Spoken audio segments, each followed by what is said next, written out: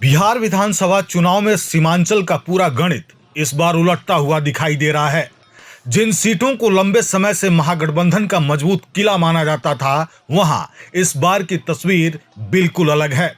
शुरुआती रुझानों के अनुसार सीमांचल की 24 सीटों में से 18 पर एनडीए बढ़त बनाए हुए है। यह बदलाव न केवल राजनीतिक दलों बल्कि विश्लेषकों के लिए भी चौंकाने वाला है। पिछले चुनावों की तुलना में यह अंतर बेहद बड़ा है। तब सीमांचल की अधिकांश सीटों पर मुकाबला कड़ा था और महागठबंधन ने कई क्षेत्रों में बढ़त दर्ज की थी।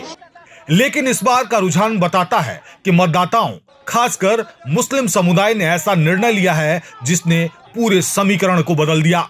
राजनीतिक विश्लेषकों के अनुसार इस चुनाव में मुस्लिम वोटरों के भीतर एक साझा सोच दिखाई दी, नीतीश कुमार को मजबूती देने की।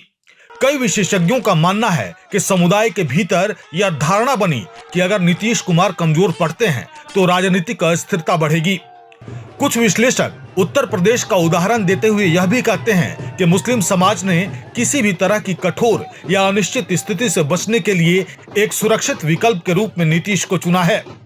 एक वरिष्ठ विश्लेषक का कहना है कि इस बार जेडीयू को सीमांचल में मुस्लिम समाज का सीधा समर्थन मिला है। यह वोट नीतीश कुमार की छवि, स्थिरता और उनके सुशासन मॉडल के आधार पर ट्रांसफर हुआ है। नीतीश कुमार को पहले भी पसमानदा समाज का समर्थन मिलता रहा है और यह समुदाय बिहार के मुस्लिमों में बड़ी संख्या में है। जेडीयू ने वर्षों से इस वर्ग में अपनी पकड़ बनाकर रखी है। राज्यसभा में अली अनवर को भेजी गई सदस्यता इसका बड़ा उदाहरण है। इस बार भी यही सामाजिक समीकरण नीतीश के पक्ष में मजबूत दिखा। सीमांचल में विकास और कानून व्यवस्था हमेशा से बड़ा मुद्दा रहा है। जेडीयू समर्थकों का तर्क है कि नीतीश कुमार के नेतृत्व में सरकार स्थिर होगी और प्रशासनिक कामकाज पटरी पर रहेगा। इसके मुकाबले महागठबंधन की संभावित सरकार को लेकर अनिश्चितता और अस्थिरता का डर वोटरों के फैसले को प्रभावित करता दिख रहा है। सीमांचल में सीटों का बंटवारा महागठबंधन के लिए उल्टा पड़ता दिख रहा है।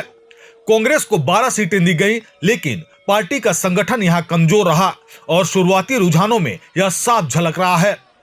राजद को मिली 9 सीटों में से अपेक्षा के अनुरूप पकड़ नहीं दिख रही।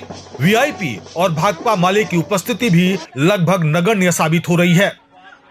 कुछ विश्लेषक मानते हैं कि महागठबंधन ने सीटों के बंटवारे में स्थानीय समीकरणों की अनदेखी की, जबकि एनडीए ने जेडीयू के जरिए मुस्लिम वोट बैंक पर व्यापक काम किया, जिसका नतीजा शुरुआती रुझानों में साफ नजर आ रहा है।